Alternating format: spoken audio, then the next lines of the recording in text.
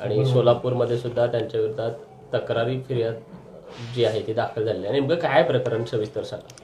यामध्ये सुशील वाल्मिक कराड व त्याचे 2 साथीदार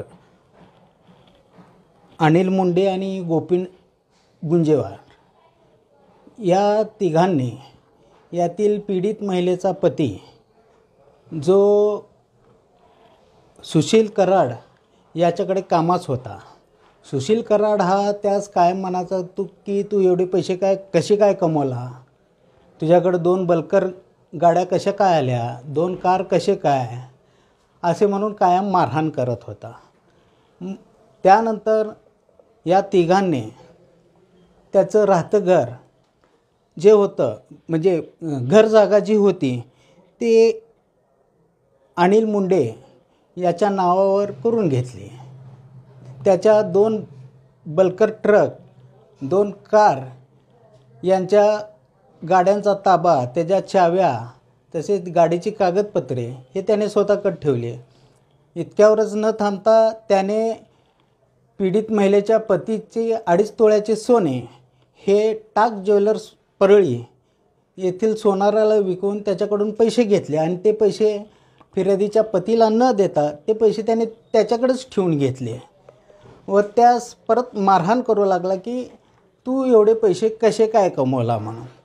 सरतेशेवटी त्यांनी सुशील कराड याच्या वडिलांची देखील गाठ घेतली. त्यानंतर त्याच्या वडिलांनी देखील त्यांना म्हणले की आपण परत बघूयात. मग ह्या सततच्या माराच्या व रिव्हॉल्वरच्या धाकाच्या त्रासाला कंटाळून भीतीपोटी पीडित महिला, तिचा पती व तिची 2 मुले हे सोलापूर येथे आले. त्यावेळेस परळीत देखील पीडित महिलेच्या मुलीला कराडने मारहाण केलेली होती. तसेच सोलापूर येथे आल्यावर पीडित जी महिला होती ती फोनवर बोलून अश्लील शिवीगाळ केली. तसेच त्या पीडित महिलेने MIDC police Thane Solapur, CP office Solapur येथे तक्रार वजा फिर्याद लेखी दिली होती. परंतु MIDC police Thane Solapur, CP office Solapur यांनी त्या तक्रारी अर्जाची कोणतीही दखल घेतली नाही.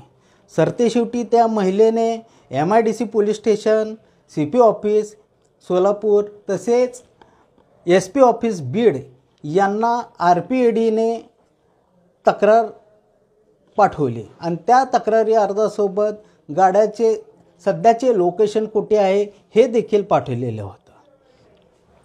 तरी देखील कोणत्याही अधिकाऱ्याने तिची दखल घेतली नाही. सरतेशेवटी पीडित महिलेने सोलापूर जिल्हा व सत्र न्यायालयात तक्रारी अर्ज दाखल केला.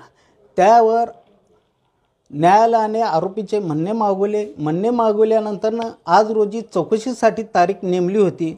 परंतु आरोपीचे वकील नसल्यामुळे सदर प्रकरणास 13 जानेवारी ही तारीख देण्यात आली.